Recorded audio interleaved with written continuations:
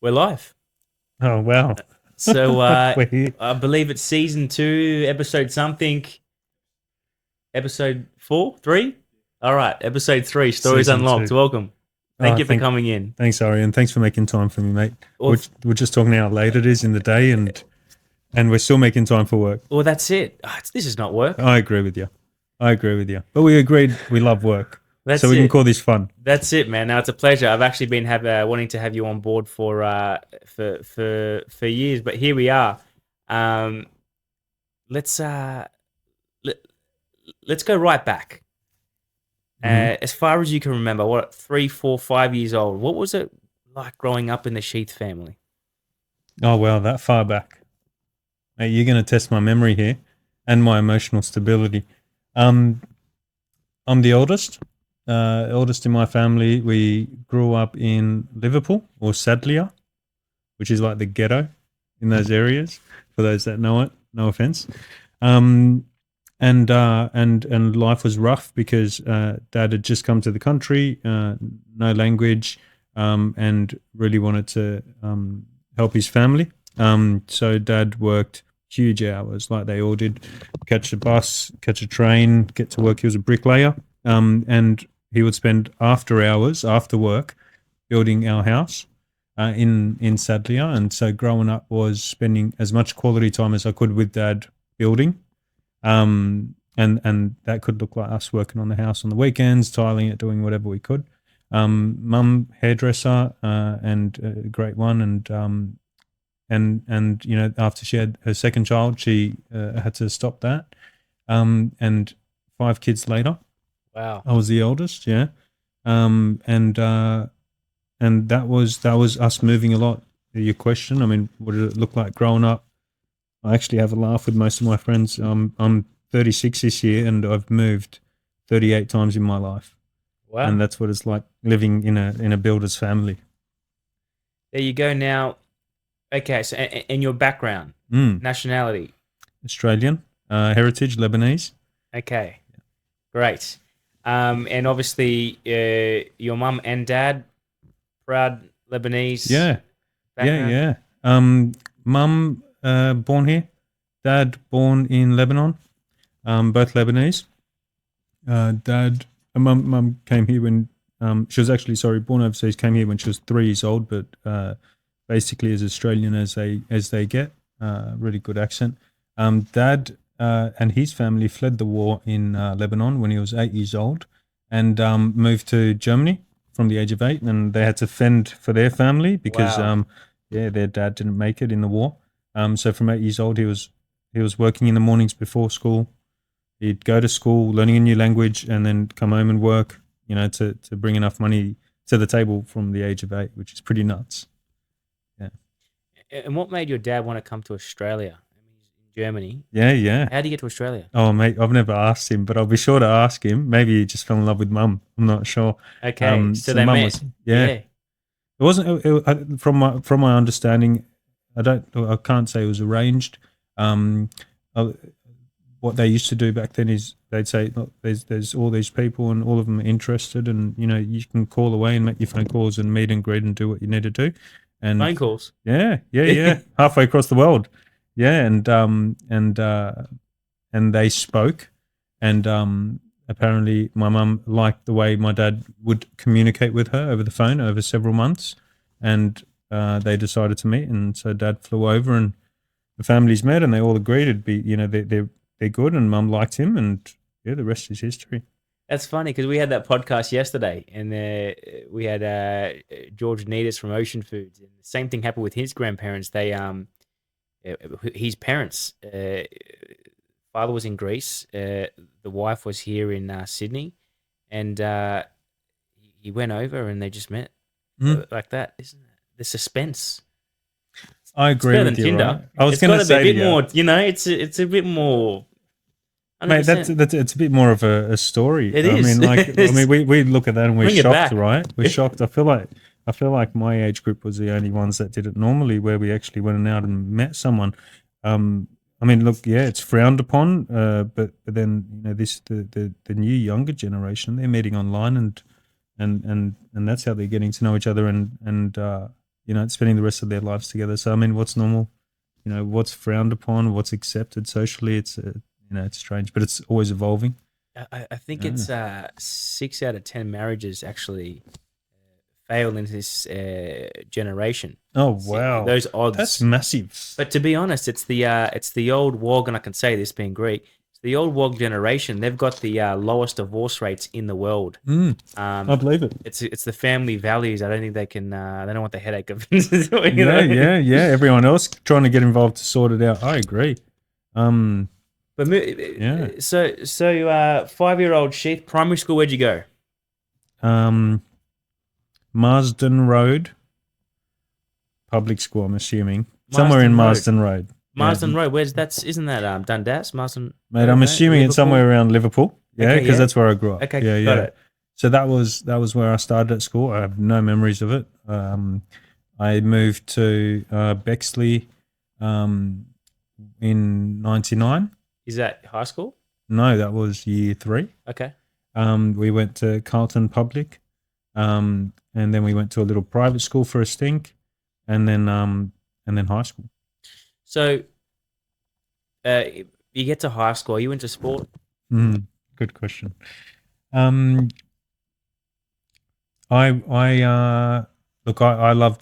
loved playing everything socially, but I wasn't a big sport guy. I was never that athletic. I played soccer, never really played footy. Did everything you're meant to do as a kid growing up.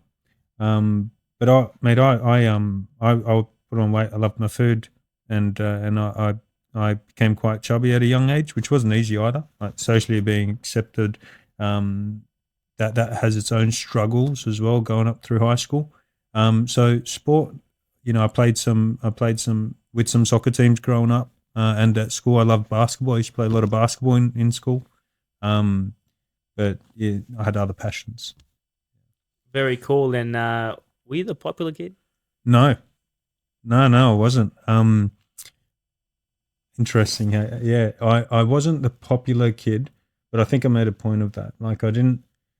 I frowned upon the popular kids. I never liked anyone with arrogance or had a big ego. For me, I was friends with the people that that didn't have any arrogance, and so I found myself in a lot of groups of friends, including the culturally fit group, and we had all the nerds. I was friends with the nerds, and I did really well in school, so I could hang out with them.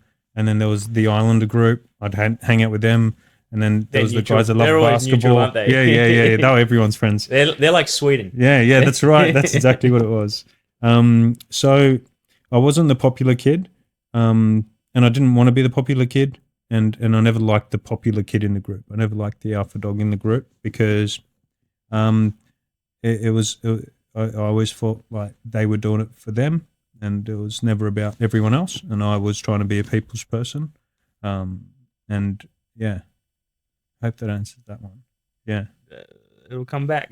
Yeah. You can say it now. We wait for the next reunion. Yeah, that's right. Yeah. I've been dodging those for a few years. So, what kind of subjects were you doing? 10, 11, 12? So I was pretty good at school. And so I did advanced English, advanced maths, nothing too crazy, no extension units. I did love business, kind of. I loved commerce. So I did economics, I did legal studies, and I also did visual arts, which is actually interesting that you put that combination together, because it really paints a picture of the person that I think I've become. So yeah, I studied legal and economics, and I still love those subjects till today, and visual arts, and I love design, I love art, and I do till today. So yeah. Well, that's the combination right there. Growing up, oldest of five total siblings. Yeah, God, I think so. I'd have to count it back. Yeah, no, I think there's actually 5 plus me. Yeah, there's 6 of us all up. Everyone close? Close enough. I feel like the generations have changed. Gone are the times where you'd spend Saturday and Sunday at the park, and everyone had to go, and everyone had to have a barbecue, and everyone had to play volleyball. So that's changed. Being the eldest, I feel like that's got its own responsibilities, trying to keep everyone together, but also looking after your own family, etc. So look, we don't go for a week without seeing our families. We're not at each other's every night. Yeah. Well, no, I mean that's frequent. Yeah? Yeah. I don't know what's frequent anymore. Growing up, it was a bit different. Like growing up, mum's family had 10 kids. Dad's family had 7 or 8. And, Wow. And like they were over every night.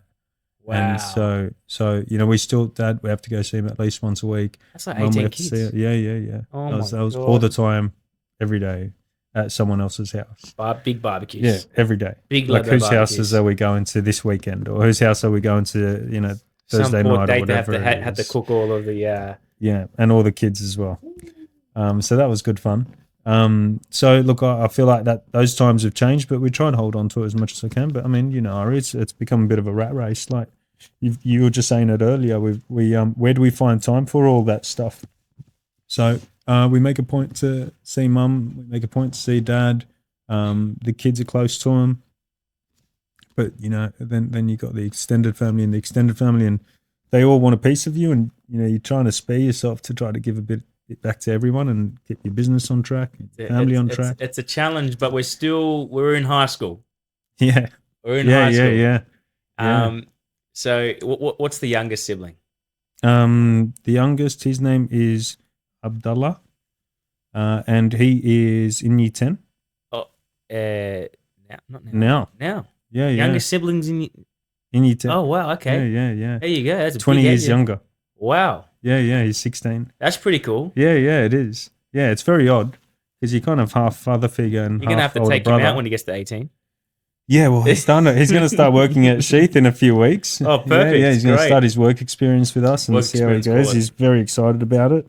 And yeah, we've got a whole. I mean, look, he's grown up knowing about obviously his family, but also seeing what we've been able to do in 20 years. So he's super excited to ride the back of that bandwagon and good on him for it. And yeah, there's everyone in between. So I've got 2 other sisters. I've got 2 other brothers. Yeah, all of them in between all of those ages, everyone experiencing their own little life's hurdles and trying to keep the family together. There you go. It is a challenge, but in high school, what high school are you at again? What area? James Cook Boys High School. Okay, now Cogra. was that Cogra? We're talking Aussie.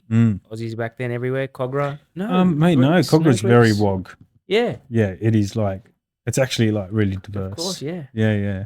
We've got the Lebanese, the Greeks, the Macedonians, Australians, Chinese, Vietnamese. God, mate, there's everyone there. Cool, nice. Yeah, and, cool school. Cool school. Yeah, great school. Okay, so you just come out of school. Yeah. All right. So, and during this high school, are you doing any jobs back then? Are you working any hustles? Any? Mate, I did everything. I did the lemonade stands growing up. That was good fun. I tried to start a lawnmower business, as we all do. And that was pretty funny because I remember walking over to my neighbour and he said, "Yeah, great, you can cut the lawn for $20, book you in for Saturday," and I was really excited. And then go on Saturday and bring the gear over to his house and try to turn the lawnmower on, and the thing wouldn't turn on. That was the end of that business venture. I was also working. What was I doing? I was working at a few restaurants in Brighton and Sands, so I probably did all of those restaurants. Mate, I did them all. I did Mezes. I don't know if you remember Mezes. That was under the Novotel. Okay. There was also a gelato store that I worked there first, and then I went over to Neptune's. And then there was also at the time, God, I forget it, there was a Lebanese restaurant on top of Neptune's. Okay. But yeah, I worked at quite a few restaurants. How good's hospitality at a young age? Oh, it's the best. That is like life slapped in your face of everything you can expect and look forward to. But mirroring people, I mean, those skills that you pick up, you just you take it anywhere. Oh yeah, all of it. Dealing with the good, the bad, the fun, the freedom, the money. It's life packed in one day's shift, and it's pretty cool. And I recommend it to everyone. Yeah, they need to get a hospitality job. A double shift. You hit the pillow like a sack of potatoes, and you appreciate You you appreciate your appreciate it. money that you made. Oh my you god, do. you're like that. $160 is the best Oh, $160 I ever earned. yeah, yeah, yeah. Yeah. So, and all those jobs that you were working during high school, They were, yeah, weekends what were and you, after what hours. were you doing with your money? Oh, mate. Are you a spender or a saver? No, I was definitely a spender. Like, I was definitely a spender, and I learned some good saving techniques straight after that. Straight after high school, and I realized to save no money. God, I had a lot of learning lessons with my money. It all got spent. I remember buying my first pair of TNs. I actually worked at Bag of Bargain in Hurstville. There was a little shop there called Bag of Bargain. It was actually a large supermarket that sold everything. And I saved up. I was 15, and I saved up $240, and I went over to Foot Locker and bought some leather Nike TNs, and I was so happy. And I went home, and my dad grabbed me, and he said, "I'm taking you straight back there, and you're returning those shoes." And I think the next time I bought expensive shoes, I was 25, and I bought some RM Williams, and that was the first time I spent more than $200 on shoes mate, after those TNs. they just don't break. Are they the same ones from 25? Impossible, mate. They're 11 years strong. How good's that? So all those side little businesses, you just because not everyone works during high school, not everyone does, but you wanted to. Mate, it was probably the fun, it was the fun, the freedom, and that it was probably a lot of freedom because growing up being the eldest, I didn't get much freedom. I was very much had to lead by example, etc. So being able to have a bit of freedom was pretty nuts for me. It was pretty insane, and I enjoyed it. So, mate, it was never about the money. The money came in as fast as it got spent as fast as it came in. But that experience was pretty cool. Maybe come out of high school. Yeah. Are you interested in anything? Do you know? Are you confused? Do you know what you want to do? What's going on? Yeah. That's when it all kind of flipped on its head after high school. So after high school, I spent 3 months, best summer months of my life. I had nothing to do. Didn't need to go anywhere or meet anyone, or didn't have any obligations. I worked with a courier company, and we'd turn off our phones at 11 a.m. and we'd go down to the beach, and the phones left in the truck, and we'd spend every day that summer sunbaking and swimming. It was God's honest best summer I ever had. They didn't have the God, tracking how long ago devices was that? back 20 then. something years ago. What's They that? didn't have those tracking devices back then where they can see where you're driving. Mate, they probably did in the truck, and we did not care. It was like it was insane. So that's when I finished school, best summer of my life. And then I wasn't expecting to. I was expecting to do good in school, but towards the end of high school, I was just over it. So I was holding my breath, waiting to see what happened, and then I got my marks, and they were actually good marks. So I couldn't believe that. And then I got into law in UWS, which I freaked out about. I really wanted to get into law, but to actually get into law was insane. So that ticked a lot of boxes for myself and for my family, probably more so for my family. And why law? Look, growing up, you're in a WOG family, so you either need to be a doctor or a lawyer. That was it. You didn't get much other choices. You weren't going to be a doctor, and I didn't want to be a doctor. Okay. And I actually had a knack for arguing, debating, and finding a solution. So for me, law was the right path, and I still love law. Unfortunately, I took a double degree, and the second degree was accounting, which I hate. So I spent 2 years in uni again. Like, wow, what an experience! This is straight after high school. Changed my life. And failed accounting miserably. I think I failed the accounting subject 3 times, which means you're out of uni. But I loved law. I was doing really well in law. Were you working on the side during this time? I was working full time. So there wasn't a time in my life or career since I was 16 that I wasn't working and studying. And so I studied uni full time, and I was working full time. And where were you working full time? Everywhere from that courier company, which I started with. That was a good one. That was a great one, especially if you're finishing at 11 a.m. and heading to the beach. Where else did I work? I worked in construction, and then I started working with Dad, who's a builder, to see what he could offer. So it was really those main sectors. Tell me about your dad. During yourself coming out of school, is it his own thing? Is he just? What was he do exactly doing? Dad is a residential builder, and he owned his own company, and he built really great houses for anyone and everyone. He took some big gigs for the government, where he'd build 26 and 35 homes at any given time towards Ningen and Walgett and Orange, which was not easy for people to do, especially out that way, and he'd tackle those projects. And then he became a builder for people to build their houses, and then eventually he would build for his own. So that's what life was like. It was us living in houses, and flipping them, building them, moving back into them, and then selling them and moving to the next house. And that was life for the better part of 15 years. Wow. Yeah. That's tiring too, isn't it? House to house. It's exciting. Yeah. People say it's tiring, and people say it's tiring when usually like they've only lived in 1, 2, 3 houses their whole life. For us, it was, I mean, like growing up, we're kids, right? So it's like, this is the next exciting adventure. Which one are we going to buy? How are we going to build it? What's it going to look like? How much are we going to sell it, etc. So it was actually really exciting. It wasn't until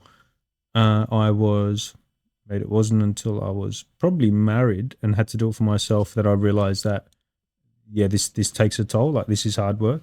And even then, like, since I've been married 10 years, we've moved probably 10 times, and that's hard work.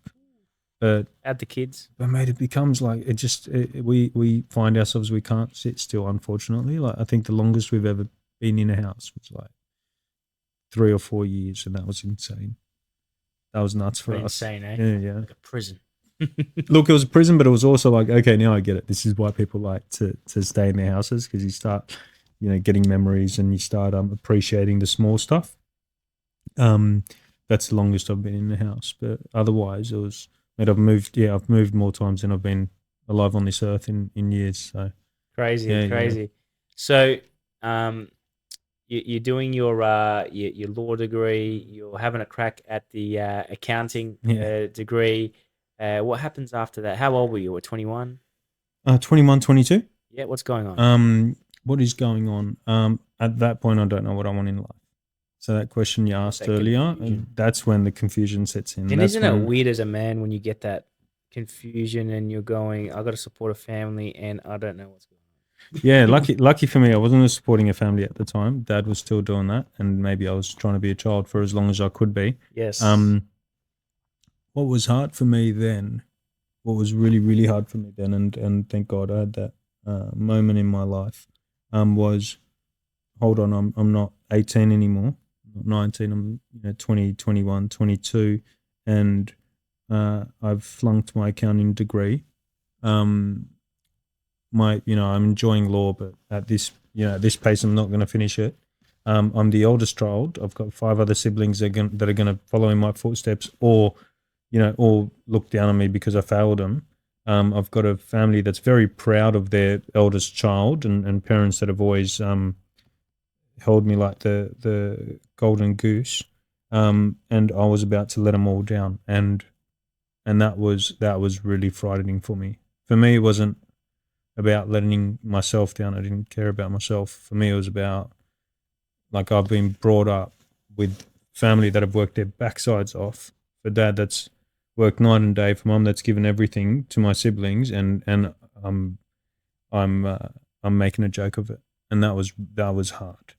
I think you've just unlocked the insecurities of all the men watching right now. Yeah, that's everyone's story. I thought I was special, mate. See, the camera guys are freaking out. Low-key, it's scary. Yeah, look, I don't know how many people can share that story, and maybe a lot of them, but for me, that was the hardest part of my life, but also probably the most important point in my life, because at that point, I was probably rock bottom. No longer in uni because of the accounting degree that went sideways, and socially and mentally and all of that. It just was not going in the path that I had set my whole life to going. And all the fun that you think you have in there, it's not fun anymore. And all the money you're earning, it's getting pissed up the wall, so it doesn't account for anything. And so the important stuff in life, or at least the stuff you thought were important, end up just being these sand that's slipping through your fingers, and you're not really grabbing onto anything that's meaningful. that's tough. And that was a great moment for me to see that and experience that, and recognizing that, and working out how to correct that. That was pretty serious stuff. Well, I'm feeling the good thing about this whole situation is you're 22. You caught it early because you don't want to be 40. And yeah, then, And then you go, wait. Mate, I agree. I'll tell you what, if I waited another year, Ari, I probably couldn't have caught it. Yeah, I caught it. And for me, what that looked like was me having this awakening, and saying, all right, I'm going to have to take baby steps to recorrect what the hell I'm doing with my life. So I found myself doing a TAFE diploma in structural engineering, which I have no interest in. But I thought at least it's a pathway back into something that I can sink my teeth into. And I found myself still enjoying life, still having some really good friends, but actually like doing well in education because I thought no more joking around. But that whole path, as much as I say it was a pivotal moment, I think it still really took some time. Like I'm going to say, probably took a year or two to really correct that course. So I did TAFE, I did structural engineering, and I did a bloody good job of it, which, I surprised myself after 3 years of joking around to correct that and do structural engineering and really kick some ass there. And I don't mean just studying. I mean, like, I'd find weird and wonderful ways of achieving the goals, exams, meeting people, connecting with the right people. And that was really fun to tackle that part of life.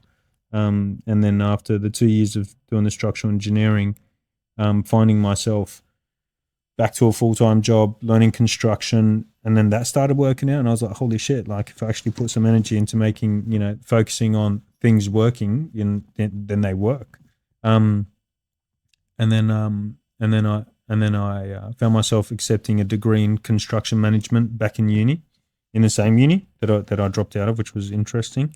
And I think it was at that point in my life when I realized, holy shit, like if I remove this concept of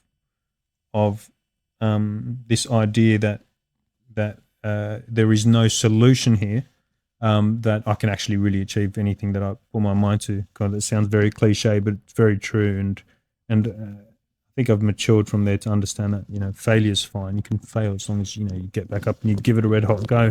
I think the only failure is thinking that there's no solution. So I removed that, and then the stars started aligning for me, and I kicked ass in my degree at uni and kicked ass at work, and yeah, it started going the right way. So now you're 25 years old, 3 years of structural engineering, and you're finding that you're clicking into gear, finding some purpose. Yeah. Now what? So, are you married yet, or what's going on? No. So that actually happened at 23. So 23. 23. No. I got married at 25, 26. Okay. But it clicked into gear at 23. I remember that because it was like my birthday, and I was 23, and I went for an interview. So I was at uni, and then I was like, I can make this thing work. Life's doesn't have to be as hard as I think it is. And I said, all these guys, these snobbish guys at uni, they all walk around with their noses up because they got big jobs with big builders in the city. I'm going to go get a job with a big builder in the city. So I went to a recruiter and I said, you get me an interview and I'll get the job. Like, just leave it to me. And he did. The recruiter got me an interview, and a couple of days later I went for an interview and I got the job. I got the job as soon as I left the office. They gave me a bell and they said, can you start Monday? So that's when life really corrected itself. I was turning 23. I just got this job. Uni was going good, and I was like, holy shit, like I can make this thing work. And an interesting kind of phenomenon happened there. I started realizing that the more I gave to the universe, the more it was giving back to me in spades full. And that was frightening. Can you explain that? Yeah, that was really frightening for me. And I will explain it. Yeah, that was actually something I don't mind reliving and enjoying, because it's pretty powerful. I felt like I'm doing a bit of good here. Like, this isn't even all the good I can do. I'm doing a bit of good here for the universe. Like, I'm helping cousins on the weekend, or I'm helping uncle move houses, or I'm going to see my mum more often, or I'm at a charity event, or I'm spending a bit more time studying. And when I'm doing this, the fruits of my actions were like 10 to 1. I was getting people that had huge gratitude, or I was kicking ass in my exams, or my job was going great and I was getting promoted, or I was meeting, my now partner, and all of this stuff was happening, and I wasn't even given that much. And I was like, holy shit, like this is a really good recipe to success. So I'm going to give a bit more. And I would give a bit more, and it would come tenfold again. And that's scary as well, because then you're like, holy shit, so if I do something bad here, I can lose all of this. Like all of this good luck, or universe looking after me, or God looking after me, whatever it is, I'm not in a position to give it up. I don't want to risk giving it up. I don't want to screw up, and I'm just going to keep doing good. And as long as I keep doing good, I'm going to keep getting spades full of good back. And it did. And it kept happening. And then I got the job, and I was kicking ass, and I was doing well, and I was getting addicted to my work. Like I was sharing with you earlier, I'd be the first one in the office. I would have my laser focus on getting the job done, and I would. And I'd go home late. I'd have dinner, and I was back on the laptop, and I was punching out work till midnight, and it was rinse and repeat every day. And then I met my partner, and she was great, and life was good at the time. Where'd you meet your partner? Oh, that's a good one. Yeah, that's a good story. I think it's a good story. It's better than all those Tinder stories. Apologies for anyone that met their partner on Tinder or social media. So I was building my director's house at the time. Very nice. Here guy. We go. Yeah. Not the way you're painting it out to me. Okay, I've just realised, this is sounding terrible. It is not what you think it is. And God, it's actually going to sound worse now as the story goes on before it gets better. So I was building my director's house at the time, and his wife came home. No, I'm joking. His wife didn't come home. And then I had a trade on the job. One of the tradesmen was working on the job, and he was finishing his works, and we had some defects, and I just so happened to, the foreman couldn't be on the house at the day, so I said, I'll cover you. I got this. I'll go out to the job and I'll fix the defects. You have your day off, or whatever it was he was doing. And that day I was with the trade, monitoring him as he was doing his defects, and he said, hey, what are you doing tonight? And I said, nothing, mate. I just want you to finish and let's go on our merry way, go home. And he said, well, I'm going to a charity dinner. I've got a spare ticket. Do you want to come with me? I don't know what came over me, but I said yes. And he said, oh, this is great. And I actually left there thinking, why did I say yes to this guy? Charity event, why not? I can't say no to the universe right now. It's doing too much good for me. So I get to the charity event, and I get there on time, which is nice at the time, because I'm a big fan of trying to come on time. And they came an hour late. And as soon as they came, and by they I mean himself and his guests, to this charity event on the table that he booked, they came an hour late, and I said, it's rude to come late to an event. And I really despise people come late to events, even though I do it now. So apologies to everyone I ever frowned upon. And when I said to this guy, it's late to come to an event, there was a woman there, or a girl, and she said, how dare you say that? You don't know us from a bar of soap. So she's actually my wife now, right? We ended up chatting that night, not much. The charity stunk. It was crap. The food was crap. And we found ourselves going to a Porto's in, I don't know which area it was, probably Punch Bowl or something. And we spent till midnight at a Porto's chatting, and he ended up leaving me alone, and he went off, and I was chatting with my wife now, and we exchanged numbers, and then a year and a half later, we got married. Wow. Yeah. That's cool. That's nice. Yeah. That's authentic. Yeah, I thought so too. And, yourself having the, I'm going to say it, the balls to have all these guys come in and go, you're late. Yeah. I like it. Yeah, I didn't have a filter. I've been trying to work on that. I didn't have a filter, and probably went, who's this guy? Mate, I should have watched what I said, but I guess everything happens for a reason, right? If I watched what I said, maybe I wouldn't have been here today with my partner. But Yeah, I've learned to try to consider what I say a bit more carefully, because I probably say the wrong things sometimes. I laughed and I drank the sparkling water. I'm gonna have to drink some then. Now that's awesome. So you married at what, 26 years old? Yeah, yeah. And you're a proud Muslim. I am. How's that Proud practicing Muslim. so far impacted up until 25 guided you? Tell us about that. How's that played a part in the journey? Yeah. God, good question. And I've never been asked that question, Ari. Thank you. I was always proud of my heritage, and again, please, no one take offense to this. It's only what I think. And I'm a nobody, but I never liked the. I used to call myself Sam when I worked in those hospitality businesses, back at Neptune's and all that jazz, just because I thought it was easier for people to say my name, and I hated that about myself. I thought I don't know why I call myself Sam. I'm not Sam. My name's Hussein, and I'm proud of being Hussein. I've got nothing to be ashamed of. So when coming up through the company I worked for, Next, NEXT, awesome company, awesome guys, still very close to them. My name was Hussein, and they respected that, and they were great, and my clients respected that, and they were really cool. The obstacles probably didn't look. They started towards the back end of working at Next, because I got married. I was trying to get everything a bit more serious in my life. I was trying to give back to the universe for all the good it was doing. And as someone that was continuing to practice more and more because life was being good to me, so I didn't want to ruin it, I found myself finding it hard to be a part of that circle, I'm going to call it, because I don't drink, and a lot of the experience there is celebrated with drinking. So that was hard work, and I learned to have to just manage myself and deal with that situation. And some of the celebratory events or even client meetings or whatever it was just became a bit trickier. But I think clients have always been really respectful. And I think that's probably because I surround myself around like-minded people, or at least I try to.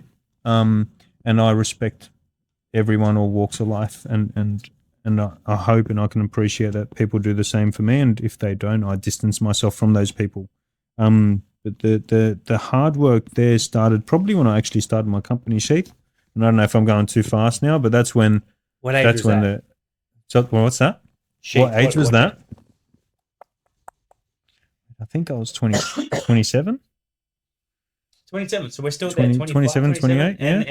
And why SHEETH? Like, I mean, probably 28, 27, 28. Yeah. To go out on your own, like, why start your own company? Why take all the risk? Yeah, God. And you know what? That was a whole moment in my life, mate. That was your last name, right? Yeah. Called it my last name. That's a WOG thing, eh? Yeah, probably.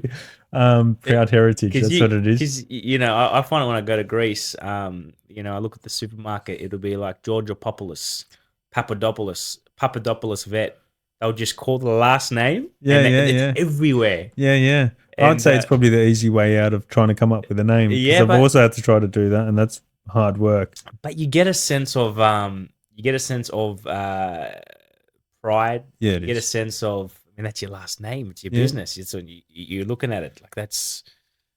Yeah, there's a lot of that, and there's also like, this is my way of telling everyone I'm putting it all on the line here, and I'm a man of my word, and I'm a man of my values, and this is me, loud and clear saying that this is SHEETH, and if I screw up, then that's my last name, and I deserve to, be pulled through the dirt over it. So I'm not going to screw up. So there was a lot of that. There's pride, but there's also making myself start another one and liquidate. Well, I can't do that, right? How many sheets can I have? You're absolutely right, and a lot of that played into it as well. And look, I come from a proud Lebanese background, proud building heritage, and probably back to your question about my dad, just a proud background with my family. And Dad was a great builder, and still is a great builder. God, he runs rings around me today. And he had, and everyone in the community and everyone he ever associated with knew him as the best builder. And I was proud of that. And, I grew up and he taught me how to build. So this was my way of saying that, we're here to stay and I'm going to continue his legacy and keep the Sheeth name strong. And I've been trying to do that, from day one. But when you started it, I mean, you get the comfort of a full-time job. You get paid quite well in the construction game. Why take all the risk? Why? Yeah. I'll try to sum it up for you rather than giving you a long speech. Why do it? So I got to the top of the food chain in that company, and it was a big company. It wasn't a big company when I started. It was a small company, but we grew to 120 employees or something like that. And I was a construction manager, and there was only 3 other people I'd report to. It's funny though, because at the top, the room is small. Like there is no room to move, no room to spread your wings, as they say. And you start and you start feeling claustrophobic mentally. And I felt like I was hitting a glass ceiling, and it was a glass ceiling I put on myself. Like they gave me the room that I needed to do what I needed to do, but I felt like my energies were now spent there at a ceiling that I wasn't prepared to go any further. And a lot of that had to do with my values. Like I didn't share the same values, and it really took my whole career to realize that my values were slightly different. I mean, they were close, but they were slightly different to the values this company held. And I don't know if I was ready to exert any more energy and my time and my life into values that weren't really me. And I felt like the world deserved what they've been frowning on in the building industry. The world deserved to experience what a better side to it. Let's call it that. And I was prepared to do that and follow my values, which are integrity, passion, and purpose. And give the world all these things that they would say, give it back to them and deliver what I would now call the right way of delivering a service. And that's why I did Sheeth. I started Sheeth because I didn't believe in their values anymore, and I wanted my values to be what I strived for, and I wanted to give the world a service that they were actually paying for. You're dropping some serious business knowledge. If you just realize he's taking some notes over here. Mate, you're welcome anytime you want. I'm happy to spend hours with you. It'll be a pleasure. What have you got there? What'd you write? All of that. I've recorded it all. All right, Tia, let's go. We're not actually live for the podcast. This is for you. Let's bounce. That's awesome. And when Sheeth first started, I mean, is it resi? Is it commercial? Where are you going? Is it doing you're in a network? I mean, it's that's scary. Yeah, it's terrifying. So I started with my brother Mohammed. He was 5 years younger than me, and just as hungry. And we went out. It's really quite a nice story. It was coming up to the 5th of January, and we had to start up again on the 8th of January back at Next. And I called an emergency meeting between me and my brother Mohammed and my brother Yusuf, and I said, who wants to go for a drive to Brisbane in a convertible? And they all said yes. So a few hours later, we jumped in Mohammed's convertible and we drove to Brisbane, and we spent 12 hours on the road chatting, and one night in Brizzy and then 12 hours back home. And we decided on that trip that we were going to make the jump and we were going to start Sheeth. And what that looked like for us was we said, all right, we've got to sit down and do some calcs. And we worked out that if we just won one project, we said one good resi project, and by good resi, I mean like a double-story house or whatever it is, that we could survive. Like that was enough for our wages. And so we would work after hours, never at work. We would work after hours on starting this website and working out what our values were and putting all these pieces together and trying to find these opportunities, ready to make that decision to leave Next by mid that year. So we're aiming for like a July 1st. And then Dad called me and he said, and this was March, And he said, look, I got a phone call from an old client of mine. I told him I'm retired, but I told him my son's building, would you be interested in building it? And I was like, shit, okay, like this is serious, sure. So I would go after work and I would meet with this client and we'd, work out the price and work on the drawings. And this is now mid-March and, he said, great, let's start. And I was like, holy shit, I'm actually going to do this now. And the contract got presented and he signed his part. And I was like, if I sign this, I'm going to have to exit. So I signed the paperwork. I signed on the dotted line and I handed in my resignation the next day. Wow. Yeah. And we started with one job. And I was like, if we just have this one job that year, we would be successful. And that was a resi job. And we ended up in East Lakes. East Lakes. Yeah. And we ended up doing 32 projects that year in our first year, which is absolutely nuts. Absolute chaos. That was between 3 people. Wow. It was absolutely insane. Great times. You got 27, 28 still. 28. I'm 27 at the time. Wow. Yeah. 27. My brother's 22. We employed one person who's still with me till today, my dear friend Rabi. And we built 32 projects that year. That was all resi? No, that was everything mixed. We probably did 4 or 5 resis, and we did like 28, 30 commercial projects, anything from a $15,000 lick of paint to someone's laundry through to $400,000 fit outs. Yeah. Everything in between. So predominantly commercial and a handful of residential. How do you keep the quality control on that scale? 3 people. How was that done? How do you keep the quality control? Not easily.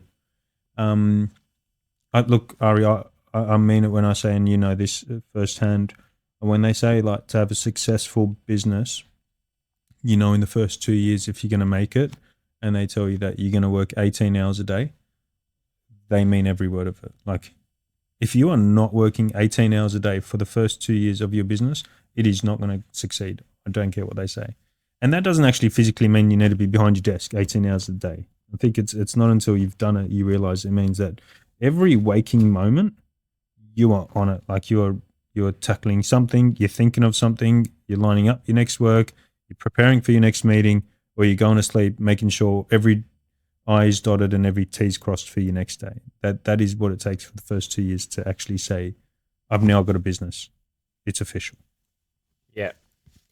And it's weird in those first couple of years of business because you never feel like you're stable those first 4 years. You just feel like you're on edge, like one bad review is just everything's going to come crashing down. Just that thought. Yeah.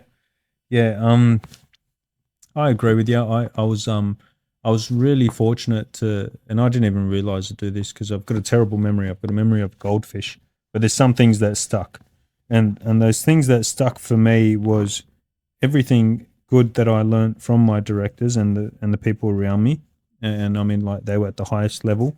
Everything good that they shared, I absorbed, and I could like all of a sudden it was coming out, and I could remember this stuff. And everything bad that they did, that surfaced as well. And I was like, holy shit, I've got to stay away from that because that was one bad thing that I remember, he did, or a client said he shouldn't have done that, whatever it was. So after my first chaotic year of business, and I would argue coming into my second chaotic year of business, and look, it was chaos, Ari. So to say I thought about bank balances, mate, there was times where we would have a half a job on, and in 2 weeks we wouldn't have another job, and we didn't have another job. But I don't know that fazed me because at the time I was like, I've already done 10 times more than I ever expected this business to do. Like I was prepared to tackle this project with one job for a year. Like we've already done 50. So I guess for me, there was actually a lot of learning lessons there. And you've just reminded me now. There were some tough times. We won these big jobs. We organized all these consultants and we're up to about $160,000 in debt. And this client liquidated their company, and all of a sudden I owed $160,000 to consultants. This is the first year of business. So how does that work exactly? So you're spending. You're putting your neck on the line, but you don't have a written agreement. You have a written agreement. You have a written agreement. Yeah, have it. Yeah. But they just was that what they planned? Did these people do it on purpose, or was that? Look, it was very immature of me to be engaged on a project where I didn't do my checks and balances. And look, they were nice enough about it, and they apologized, and I do accept their apology. It's something that I've learned, and I'm proud to have learned that. What that looks like, to answer your question, is they take on a development because they have a land and they believe they can sell the properties, and they engage a builder to work on what they call an ECI, an early contractor involvement, and that's to really help them just get through the authorities and the documentation to make sure it's buildable. They sell a few apartments, the bank lends them the money, and off you go. They couldn't sell the apartments. So all of a sudden... What area was this? Waterloo. It was a good area. Yeah, it was a good area, and they couldn't sell a single property. It was a little boutique apartment with 8 apartments. So yeah, I'm 160 grand in debt, and I was not about to screw over the consultants that I brought on. And I wanted to make sure people knew that from day one. I wasn't going to let myself fall into that trap, because then I wouldn't live with myself. So I sat down with each of those consultants and I explained to them what happened. And I said, whatever you want to charge me is fair. And almost all of them agreed to half their bill and to give me time. And so I spent the next several months laser focused on paying off that debt. And just you asked there, how did I make it work? I've always been a fan of believing that there's no secret magic sauce to anything. Like everything, there's no one trick pony. Like there is a lot of things that have to go right all at once, all at the same time. So I had to work out how to pay off this debt. So laser focused on that. I had to put myself on what I call a tuna budget. So working out what my cost of living is, making sure I'm not paying myself $1 more than that. And man, no splurging, no buying fancy stuff, no going on fancy holidays. It was all like every box needs to be ticked for this thing to work all the time. And I was pretty strict on myself and people around me, and I stuck to my values, and I stuck to making sure I looked after people and delivering on my promise. And I didn't give myself the option of failure. And that's how we got through it. But after year 2, and you said, 4 years of chaos. After year 2, I was fortunate to meet my business coach, who was actually my old managing director and the first person to interview me. And we got chatting, and he had just exited the business himself. And so he just wanted to chat and talk business and talk personal. And he was on, what you'd call garden leave. And he really said, I'm happy to sit down with you and talk to you about Sheeth. And we did for many months, and he worked through a lot of obstacles with me. And all of a sudden I realized the value in surrounding myself around people that had done it before. And I was all in. Like some of my earliest recruitment processes were of staff that everyone thought I was crazy to engage. Like we were 3 people in, and I wanted to hire a full-time marketing manager. And everyone's like, "Man, you don't even have another foreman." And I was like, "I need this. Like, this person's the right fit." And they're like, "You're crazy." Anyway, and then business coach's advice, and he was like, "What's the worst that can happen? You're gonna let him go after 3 months. Like, are we really talking about 20 grand here?" That's not the full-time salary. Well, no, that's right. It's 3 months. It's 3 months, and people don't look at it that way. And there was some real eye-opening moments that he really taught me, and they were so powerful. I use them till today. Like we're 7 years on. And that's Mark Denoyer. It's Mark Denoyer. Denoyer. Yeah. We share the same mentor. Yeah. Oh, what a remarkable person. Till this day, I say small world that we both crossed the same individual. Yeah. He was the building blocks of White Key. Yeah. About 5 years ago, and building blocks of Sheeth 7 years ago. There you go. Yeah. So I was his first client. Shout out to Mark. Yeah. I actually got this podcast idea from you too. Oh, there you go. There you go, Mark. I hope he's paying you for the idea, mate. Well deserved, Mark. Big shout out. He's an extraordinary person and a dear friend of mine. And he really put things in perspective for me. It was like, really, are we talking about 20 grand here? Like, you've just done 50 odd projects. Like, fucking go hire her, mate. And I would. And she paid her salary off in the first month that I hired her. And I was like, shit, this thing works. Okay, so what's the next thing we're going to do? How do I work out what my pipeline is? I'm terrified of investing in my business because I've only got 3 months of secure turnover. And how many years in were you? So I'm 3rd year in. So it's scary times. Yeah. Third year in. You feel vulnerable. Yeah. 3rd year is like, I've actually had some success. How do I keep this success? And so far it's 2019, and I'm like, holy shit, like this is third year in, and I'm not doing the same numbers I was doing in year 1 and 2, and I'm now 7 staff. I'm not 3 anymore. So I'm not making as much money, and I'm just paying for wages. And that's when he started teaching me those valuable lessons, and he got me on board for Mark Denoyer 1.0. This was before EOS, and he came in and helped me work out the power of working out your unsecured turnover. Like this is the stuff that we're tendering on. This is the opportunities. What is that worth? And turning it into metrics and turning it into KPIs, and the power of goals. Like, what do you want to look like when you're retired? What does that look like as a 10-year goal? If you're going to do that in 30 years, well, what's next year look like? And painting that picture across the board and really keeping a rigid structure to achieve that helped me get to where I am today. And they were the building blocks that I still use till this day. Yeah. No, that's awesome. I mean, all that's great advice, but you've got to put the work in too, right? You have to, mate. People ask me all the time, Ari. People are like, can we catch up? Can you tell me how you done it? Can you show me the papers? Can you show me all your documents? Show me your business, your business plan and your organization board that you say you live and breathe. And I warn them, I say, mate, I'm happy to show you all of this, and I'm happy to spend all the time in the world with you, and it's not going to come at a cost. I just want to see you do well and be happy. But like, if you're not going to implement it, then we're both wasting each other's time. And mate, I'm 7 years in, 4 years after having EOS, and I have to live and breathe it every day, like every day. And you have to really believe in it. You can't for a second like question it. Like, really, like, do I have to have this KPI meeting? I've just had one 3 weeks ago. Things haven't changed. You fucking have to have the KPI meeting. You've got to do it. Or am I really, having to put this person on a performance plan? The person's probably going to improve themselves. Mate, you got to follow it. You got to be regiment, and you cannot take your eye off the ball at all, ever. The only time you can take off your eye off the ball is like the 2 weeks you get for your summer holiday, where you can lie on your grass in the front yard and you can make pictures out of the clouds. That is the only 2 weeks you get off. Yeah, and isn't it a beautiful feeling when you put in the hard work and then you put your feet up, you go, whoa. Mate, Ari, I'm telling you, I'm saying that because that's the 2 weeks of the year that I look forward to most, which is lying on my grass. It's funny how the simple things are what motivate us, right? It's lying on the front lawn and looking up at the sky while my kids play in the park across the road and making pictures out of the clouds. That's what I look forward to doing.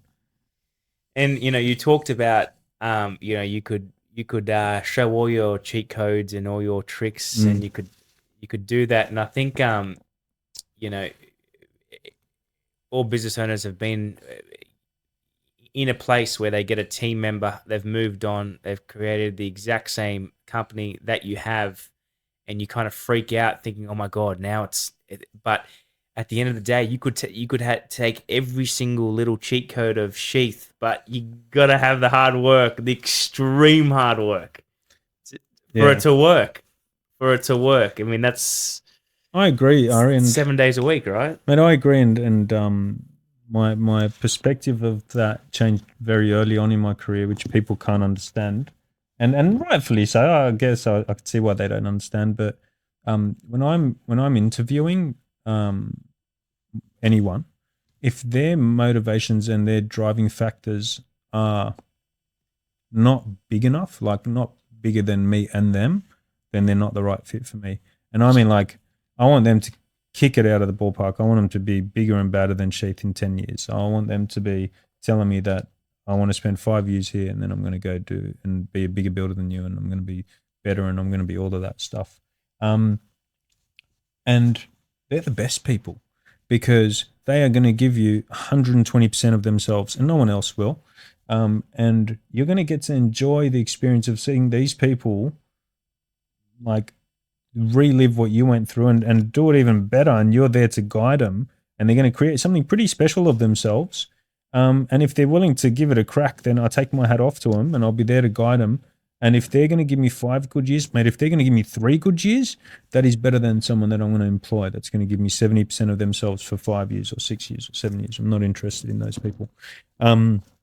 So, mate, that was, other than those people that I would hire, it was other people that I knew were loyal and they were just really, really bloody good at what they did. And I could trust them with my eyes closed. They were the other group that I'd hire. But between those two, I'd welcome competition. I would welcome employees that wanted to eventually open and start their own thing. And I think that's also what's attracted some really great people to the company and clients, because I didn't want anyone to not succeed. Like, there's enough room in this industry for everyone to succeed. That's awesome. Can I have a job? You are, Ari, there is plenty of desks at the office. You are welcome to. The industry pays well, pays insane. And we actually want everyone to enjoy themselves. But I mean, like anyone, and you know yourself, they've got to put the hard work in. It's not easy. Like, to think you can come in and just walk your way through any industry, you're joking yourself. You know, having a career that pays well, pays as good as construction does, it's not for the faint-hearted. Yeah.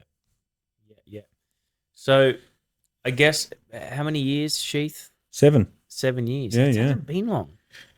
And I question myself every day. Like, I thought I had the warehouse that I have for 2 years, and apparently I've had it for 4. So I'm wondering if it is 7. But last time I checked, it was 7 years. So you're in Marrickville now. But before Marrickville, where was it? So the first office I had, and my brother Mohammed laughs about it all the time. He says it was in my laundry in Bexley.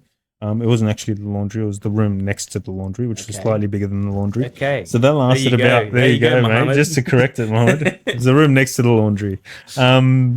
That lasted about, God, we were there for 2 or 3 months at the most.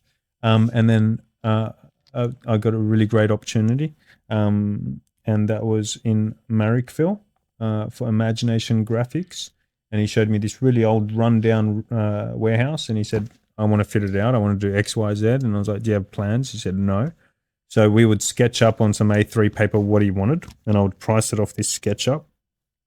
And one day he took me upstairs to this ruin of an office, and he said, no one's had this place for 30 years. What's it going to cost to fix it up so I can rent it?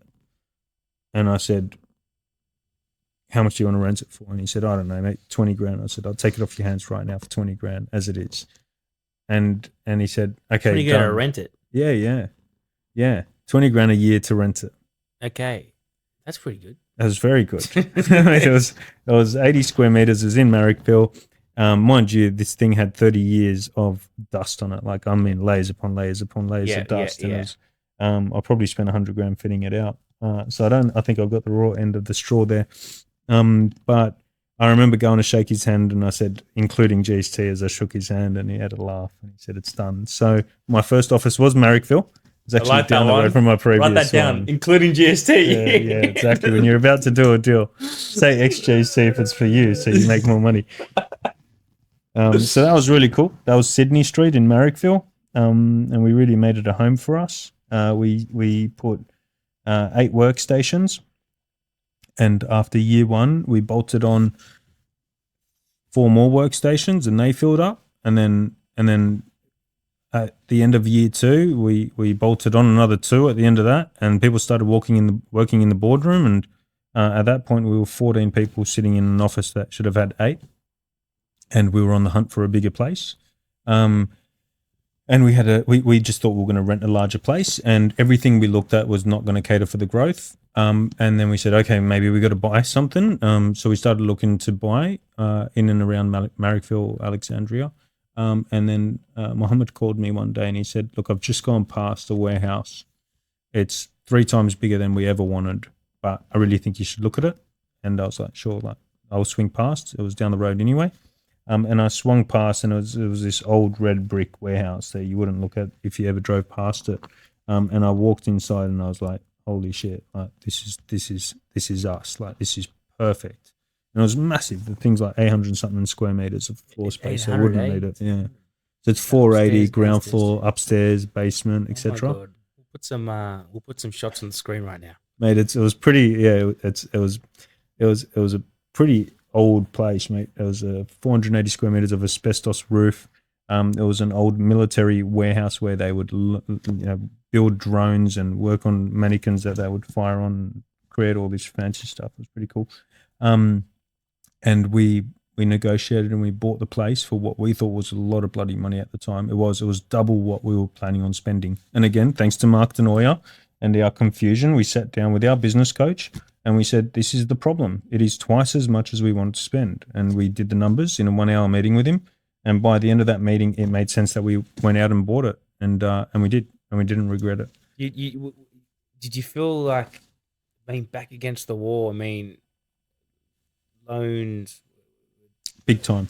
Oh, mate, I went from $1,800 a month rent to $18,000 in mortgage. So it was really game on at the time, and we were 2019 October 29. Sorry,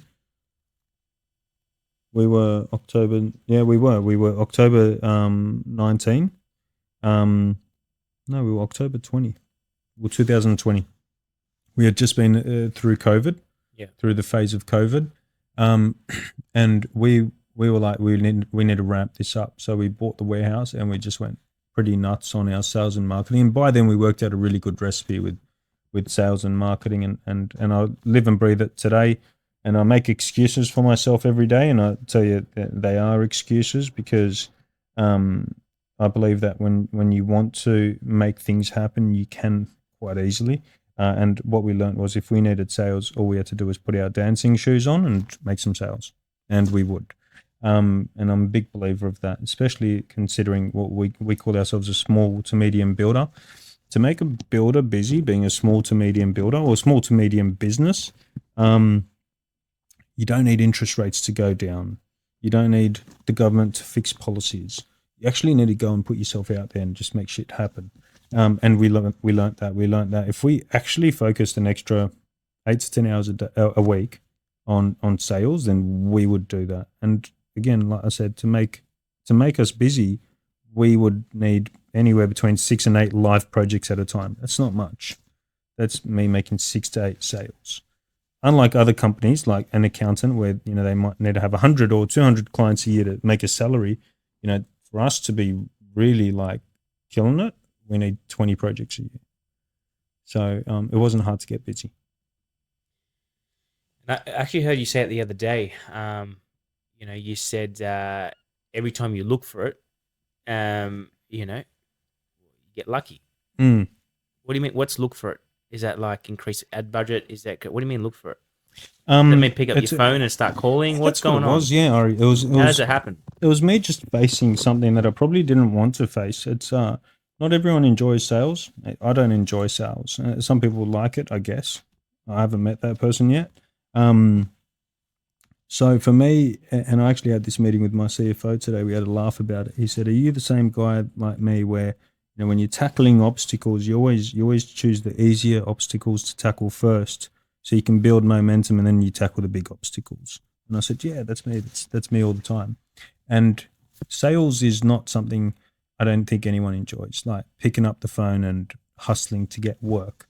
So the easy way out is for me to sit behind my desk or meet the team or spend time with the estimators or spend time with friends and family and clients, just kicking back and enjoying the ride. So the concept of going to ask for work, I didn't enjoy. But if the sales weren't coming to us, then we would have to. And that's, I guess, where I said, the business goes it's down. just picking up the... You need to bring fresh blood in. Yeah. Have to. You have to all the time. Second that stops. It doesn't stop. Yeah, it can't stop. That's it. It can't stop. And especially in our industry, I don't know what it's like for you, Ari, but for us in commercial, these projects only go for 4 weeks, our commercial projects. 4 weeks, did you say? Yeah. What do you mean only 4 weeks? An average project in my commercial world, for an average project, it's a 4-week program. So I start the job and I finish it in a 4-week window. That sounds too quick. It's retail. Most of it's office and retail. Yeah. So in retail, you get 28 days. Sometimes less, sometimes 21. But to make a full transformation, I mean, there's a lot of things that the puzzle, bang, bang, bang, bang, bang, bang, bang. In 28 days. Yeah. And then you go a day. You go a day over, and then you're going to get the now I'm running at a loss, right? Yeah. I'm losing 20 grand a day. Yeah. You're going to pay for that? Mate, you're getting a lot worse than that, Ari. You're losing the client because, and I've said this to many clients, it's not worth it for me to build a relationship to do one job with one client that I'm never going to do work again with. Yeah. I don't care if I'm going to make $50,000 on the job. It's not worth it. Yeah. What is worth it is building a relationship and, Yeah. and the opportunity cost that comes with that relationship. So the option of coming late is not how much am I going to lose in dollars. It's am I going to lose this client, and or are they going to speak poorly of Sheeth? And I can't afford that. Period. 70s on, can't afford that. So yeah, the commercial world is 21 days to 28 days, 7 days a week. That's what it is. That's the program you get. And you don't like being late. And I can't be late. And the times that I am late, I kick myself in the back and I make sure that I try to not do it again.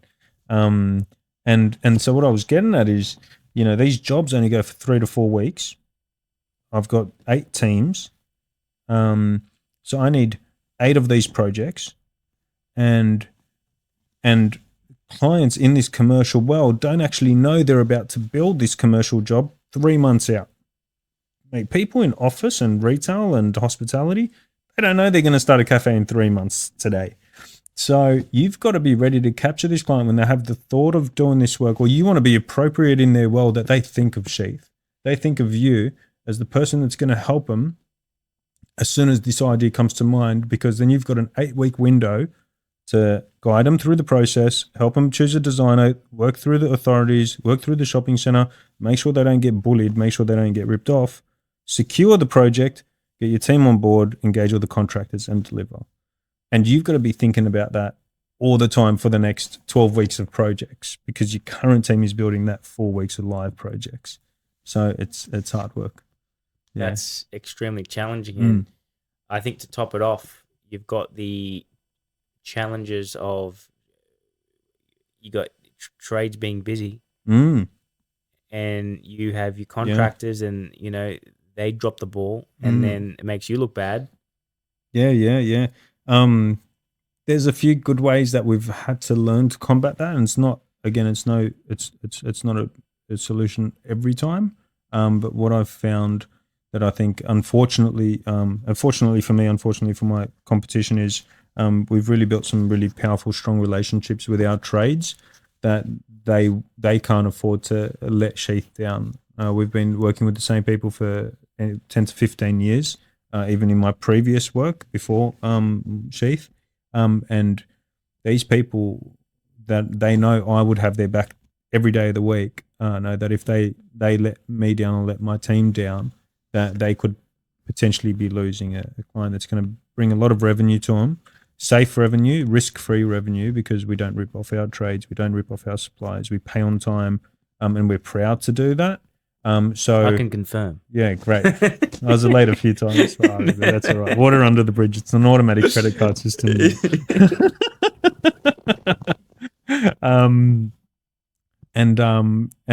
by doing that, we've secured some really powerful relationships. And we also, there's a few tricks along the way we've learned. We don't shop out to 20 different people. We've got our 3 people that we go to for each trade. They know who their competition is.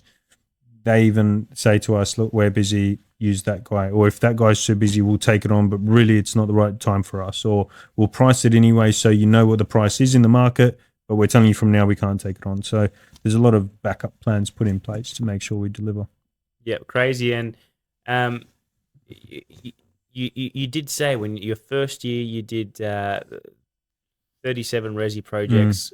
Where is Sheeth now? Is it still mostly resi, bit of commercial? Tell us about that. Yeah, so we've completely switched off resi, turned it off. Why? It's gone from the What's website. What's wrong with nice houses? There's nothing wrong with nice houses. I love houses. I love building for myself when I'm the difficult client at the end of the email. Resi is its own beast. I'm very proud to say that we've built a lot of amazing residential projects. Beautiful, and I'm in award-winning like Vogue magazine residential projects, and they're still on our website to see. Unfortunately, Ari, I think my team is too honest, and we hold our values too close to us, that we just do not know how to make money in residential. That's the bottom line. We deliver extraordinary projects. They're gorgeous projects. They photo beautifully. People are happy. But I just come out red every time. And it creates a false security for us. So most builders sign up resi jobs because it gives them a big pipeline. It's like, great, I've signed up this resi job. I'm going to have a pipeline for the next 12 months. So I'm fine. I don't need to think about sales.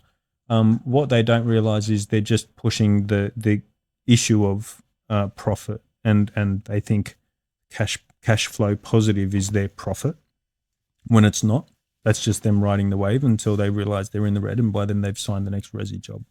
And we realized that very early on, that really we're just cash flow positive and we weren't making money.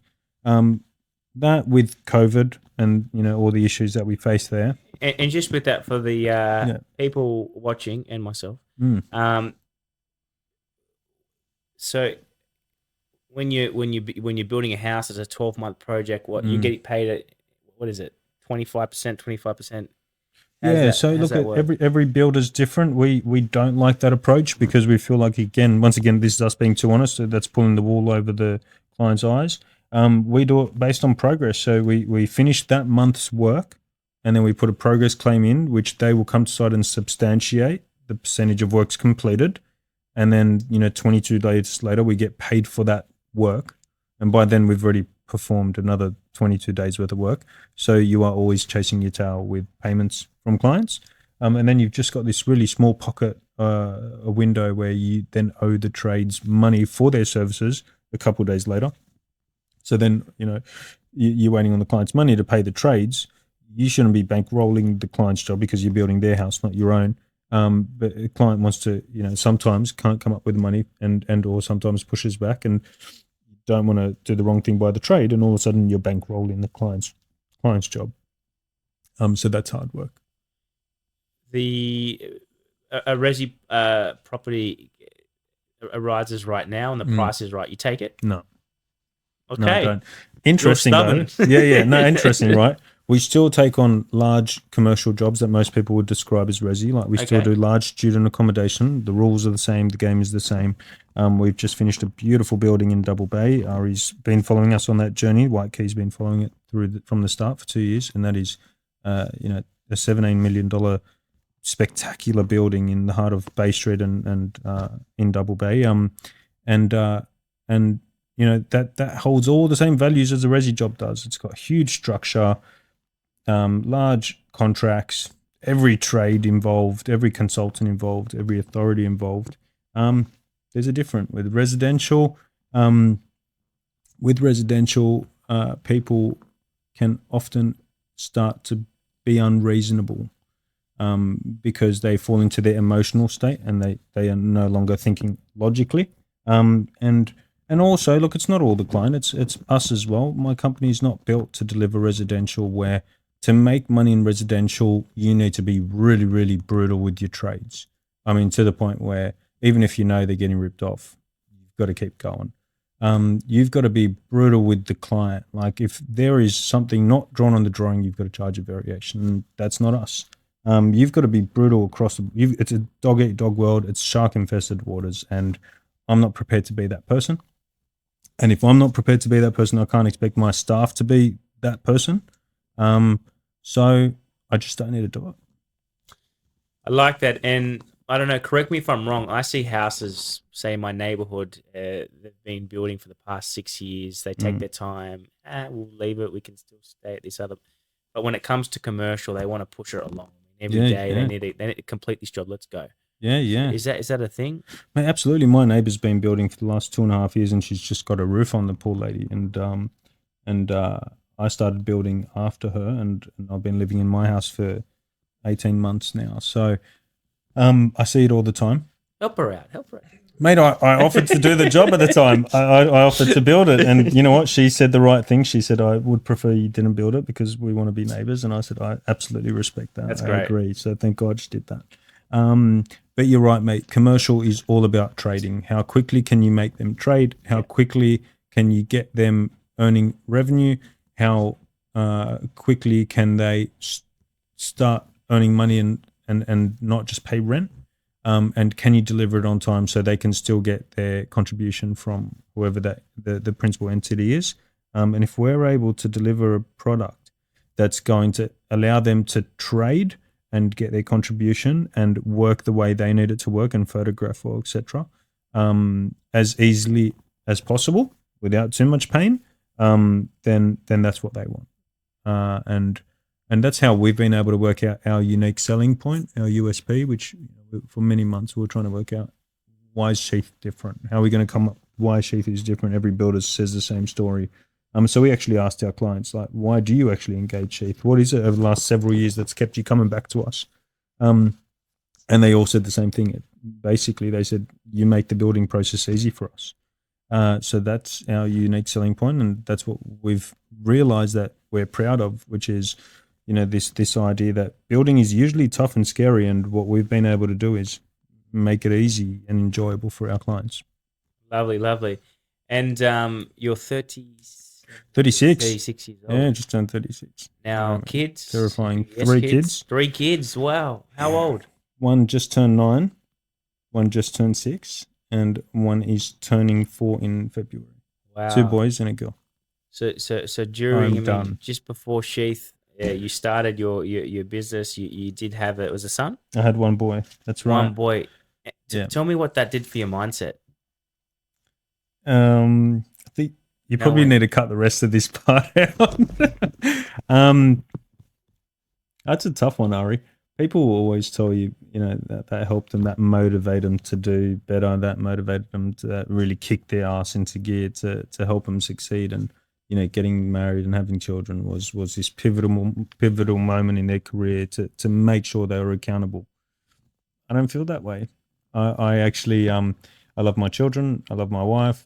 And I enjoy seeing how my hard work has given them what they're able to have today, which is, a life where they can be homeschooled with all the facilities that they want, a life where, if they want to go to a party or go on a holiday or buy this or do that, they can.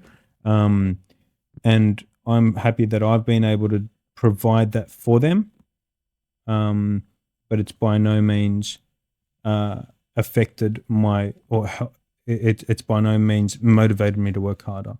On the contrary, it's probably affected it and forces me to now realize that I also need to be home for these people. That's cool. I know most people won't tell you that, mate. Most people will tell you it's the opposite. They've kicked them into gear. For me, it's actually helped me slow down. Now that's beautiful, and it must be a noble, proud thing when you're able to provide for your kids and your wife. Absolutely. Oh, definitely. It's scary as well because you want them to stay humble. And so, I mean, look, I've been asking myself that question for years. We've been on this earth for thousands of years, and no one can work out the right trick to bringing up your children the right way. So you just try your best, and you hope that you're providing and you teaching them values, and you teaching them to work hard and learn and study and do the right thing. That you're doing it all correctly. And fingers crossed, you hold on to the roller coaster, and you see what happens. And what age did you let them have Instagram? Holy shit, mate! Isn't there a rule out now that they're not allowed to have Instagram till they're like 16 or something? There should be a rule. Mate, I'm pretty sure something's just kicked in. Look, I think it's the phone first, Ari. I think the phone, this is where me and my wife probably won't agree, but look, I think they should have a phone at 14. She'll probably say 16, somewhere in between 14 and 16. Instagram, I think that's going to be inevitable. I think they're going to want Instagram as soon as they get the phone. Got to give them like an old Nokia phone where they can just. I agree with you, mate. Bring back the 7250. Oh my God. I agree with you. They were the good days. I'll bring them back. They deserve to come back. I don't know. I think about that. How do you raise a child in this day and age? You don't want to be too hard, and then you want to be too soft. You can't be too cold, but then you get tough love. Ari's story of my life every day. Only yesterday I stormed out because I said, I've had it up to here with the kids. So we chose to homeschool our kids. Not many people know what homeschooling is. Meaning no school. You don't no school. My wife teaches them from home. Wow. And Because I she's the was teacher, right? no, No? no, No? no. There you go. So I was not an advocate of it. I said it's a terrible idea. And she said it was during COVID, so I mean you couldn't go to school anyway. And she gave it a go for 6 months during the COVID lockdowns. And I had all the questions everyone asks. You know, how are they going to learn how to socialize? How are they going to mingle my with kids first their question. age? They all ask the same thing, Ari. And mate, I was definitely the person saying absolutely not. Like they're going back to school, and we tried a couple of times going back to school. And I tell you what, like if you do it properly, if you homeschool and you do it properly, there is no comparison to what the kid gets out of homeschooling compared to school. It is tenfold better. I mean, like there is absolutely no comparison. And I can tell you all about it. I'm happy to spend time with anyone that wants to learn about homeschooling. Definitely a huge It's a full fan time of job. it. I mean, for your It's wife. more than a full-time job. Yeah. So the only thing I would say is, like, if you're concerned about your child, the socializing, they're going to get too much of it. They're going to be better off. At school, kids are stuck with learning from the same age group. All their friends are the same age. They're mixing with the same age. That's all they're getting. Homeschooling, you're meeting with groups from all walks of life, all ages, in different areas, across different cultures, every day. That's what the homeschooling communities become. Wait, how are you meeting different people? Is Yeah. it when homeschool? So they're sitting at home. Yes and no. Like they No? call it homeschooling. Homeschooling means they're not going to a facility for education that's run by the government or privately. So Yeah. homeschooling for us looks like the kids wake up on Monday, and they get changed. They have their breakfast, and then they drive an hour and a half out towards the farms, and they spend the day on the farms with other homeschooling communities, where they learn how to live off a farm for the day. And this is every Monday. So they've got their own garden patches, and they've grown their own vegetables that are huge right now. They've watched goats give birth. They've learned how to tackle a cow if a cow's charging at them. They've learned how to start a fire if they get stuck. So that's Monday. They've learned what foods they can eat and what they can't eat. What Monday's herbs cool. is good. Monday's cool. I like Monday. Mondays is awesome. Tuesday they don't like. So Tuesday's at home. Tuesday is the day where they've actually got to do their maths and English, but it's the Montessori way of learning that my wife's tackled. So it's self-teaching. The kids have a library as big as anyone can imagine, and they grab a book and they read it to themselves, or they read it to their siblings, or my wife will read it to them. And then they've got 10 exercises of maths, and they choose which maths exercise they want to do that day. I mean, they can use blocks, they can use crayons, they can count chickens, but they teach themselves. And that's Tuesday, self-teaching.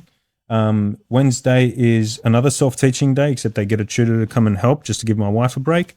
Thursday is a day where they go to a museum, and this is a different homeschooling community now. Totally different age groups, different walks of life, genders, etc. And they will choose to either go see the Aboriginal museum thing that's going on at the moment, or the one about the Egyptians, or an art museum, and they can appreciate Andy Warhol's artworks, or whoever it is. So Thursday is a museum, and they get to choose and appreciate life or what they learn from that museum. And then Friday is a culture/religion day, and so my son Kassem is into his Pokemon now. Kassem takes things too far, but Kassem's brilliant. And so because he's learning Pokemon, he's learned the heritage of Pokemon. He's learned that it came from Japan, and now he's learning Japanese. So now he can speak fluent Japanese, and he learns that on Fridays. And he's got a tutor from Japan that teaches him Japanese on Fridays. And then they'll go to the mosque and they'll learn a bit, and they'll pray, and they'll learn about their culture, and that's Fridays. And then they go to boxing 2 days a week. So homeschooling, mate, it's its own world. I'm a big blown fan. away. I am blown Tell away. You, but it's not for the faint-hearted, because if you're not prepared to do all of that, then it's not good for the kid. Like, you actually have to commit to it, and that's taken a toll on the family. Like, my wife does not rest. And I mean, you got how old are the three ages again? So 9, 6, and 3. Okay, but they're all different stages of So meaning they all like kind of have to have their separate. Yeah. So look, the 3-year-old, she just tags along, right? Because she doesn't need to be in school. The 6-year-old, he's always listened to the 9-year-old through his first 2 years of schooling, so he wanted to be a part of it, and he got a knack for it. But and that's cool when they can look up. Yeah. And they can probably catch up to the 2 and years they old, understand what the process is going to be like as they enter this schooling age. And then and now we've got the 6-year-old who's meant to be in kindergarten. So he's getting his own time with his mum and the tutor. And the 9-year-old needs to also balance his time, which is real life lessons. And again, why I'm advocating for the homeschooling is he's got to start working out, all right, well, I'm going to do my English now. I'm going to go read the Harry Potter book. He's up to like book 6. He's up to the Half-Blood Prince. And this is a 9-year-old reading like Harry Potter. It's insane. And so he knows that's his English time. He's got to go and teach himself. And so Zainab will spend time teaching the younger child, and they'll swap, or they'll teach each other. So, mate, it's pretty intense. I'm blown away. I am blown away. But yeah. it's a reflection of your values and how much they mean. And I mean, you got to. It's not only it's not something where you just throw some money in it, let's send it to a private school, and you're putting in the work. Yeah. Or at least my wife is, and I'm having to cater to it every day. You seem to know what book your son's up to. Oh, mate, we all do our best, and we all try to support each other, and that tests us at the best of times. And that's what I was going to say. Look, it's not for the faint-hearted. If you're not committed to doing it as a couple, as a family, then it can be tricky. It can be too hard. And once you commit, but if you can't just go, you know what, listen, just go to school. Like, no, you can't. You can't stop the kid 2 years in and say, I'm going to reintroduce you into a school life. So, but if you are committed to it, the fruits of it are incredible. So, yeah, big fan of it. For anyone that wants to homeschool, it's actually been really interesting as we've grown, because everyone that was like, holy shit, you homeschool, and they'd frown upon what we were doing. 2 years on, they'd be like, can we please sit down with you, because we're really thinking about doing it. Can you teach us? So that's been cool. That's awesome. That's awesome. All right, now where do you see Sheeth in 5 years' time? Oh wow! All right, so we set our 5-year goal, or our 10-year goal, which is now 5 years away. And what do you call it? The big hairy goal? Audacious goal. Yeah, it's a BHAG. Yeah, that's right. Big hairy audacious goal. Our BHAG is to be, mate. It's actually, look, it goes back to our values. There's no ego, there's no arrogance. We are trying to be humble. Apparently, we're trying to be too humble. We got told today we should actually speak up a bit more about what we're doing for the industry. Ari, truth is, I don't want to grow. I really love the space we're in. I really love the company we've created. I love Sheeth and what it's been able to provide for me and my family. I love Sheeth for what it's been able to provide the team and the staff, and what it's been able to do for the community and the commercial world. So the idea is to get to approximately a 30 million turnover with 30 to 34 staff, which is what we're at now. And what we want to do is we just want to get better at what we do. So the intention is not to grow. The intention is not to get bigger or badder or bigger offices or more cars or anything like that. It is actually just to work on our service and deliver the service better each and every day for the next 5 years. And somewhere in between all of that, I'd like to also have a day off. So the goal is to have a 4-day working week. That's pretty good. 4-day working week. Yeah, that's the goal. I don't actually know what I'm going to do with the 5th day, because I'll probably find myself back at work. But I want to have that option. Now, very cool. Very cool. Well, one piece of advice you give to a 10-year-old Hussein Sheeth? There's no such thing as not being able to achieve something. There's always a way. I like it. What is it? It's impossible until it's done. I haven't heard that one, but that's pretty bang on. That's pretty bang on. I don't know if I got that quite right. Sounds right, mate. I'm going to buy it. I'll take it. It's impossible until it's done. That's right. Yeah, that's absolutely what it is. And I believe it, and I'll teach everyone that. And I told my 16-year-old brother that the other day. I said, stop removing this concept of you not being able to achieve it, because you can. And once you realize that, it opens your eyes to all the different ways you can achieve it. And it's a pretty special moment in people's lives. Yeah, and I guess, it's one thing you're on TikTok and you're scrolling and, that pops up and it's, Michael Jordan saying that. But when you're in the presence of an individual that virtually came from extremely humble beginnings, right the way through, you stuck to your values, and you backed yourself, and the big thing is right the way through your values, from a spiritual, from a relationships, and from a career path. It feels like It's the values that have virtually shaped your destiny. And again, sticking to those, all good things have come from that. And at the end of the day, all the hard work that you've put in has ripened, has come, has rewarded the universe, as you said, has given back. And I mean, you've done it, so you can be very proud, and it's an honor to hear that story, Hussein. It was Thanks, Ari. really great chat. Yeah, it was good to get it out. I haven't spoken like that in a long time. It's a bit so surreal. I appreciate It's it, a bit mate. surreal, isn't it? When you're thinking back, I did that. and I mean, just these questions and resurfacing some of that previous stuff. It's good. I think it's healthy. I bet we run this podcast in 10 years. Mate, I'm hoping you've recorded this because I was just looking over the camera. I reckon recording. I know you're saying you're not going to remember grow that stuff. Hey, just for the record, I reckon it's going to double. Yeah, I know what you're saying. I reckon you're going to keep going.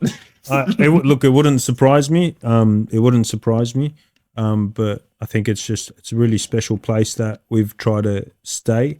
And we're enjoying it. And you know, Ari, if that means that we can help twice as many people and it doubles, but I'm still able to deliver what I'm delivering, which is sticking to my values and rewarding my team, then I'm happy to do it. Yes. What do they say? And this is Mark Downey.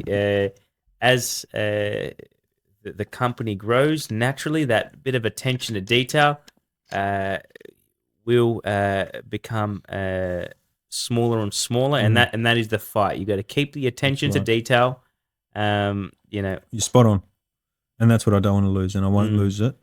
So the trick's going to be, how do I keep it? The worst thing is when you get a customer and they, you're just getting too big for me.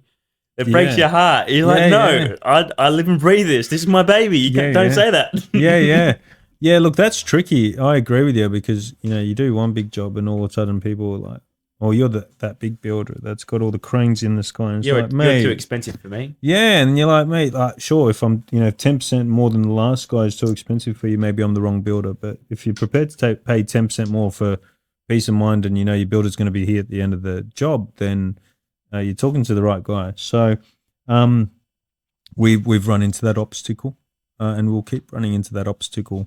And some clients will be the right clients for us, and some won't, and that's all right. I love it. Well, thank you once again for coming on, taking the time, coming out to Parramatta. Yeah, we got to get you closer to home, mate. You told me, you guys, Ari, I drove a long way. What's wrong with Marrickville? I'm coming. Give me a couple of years. I hope so, mate. I hope so. All right. Well, thank you once again. And that's a wrap.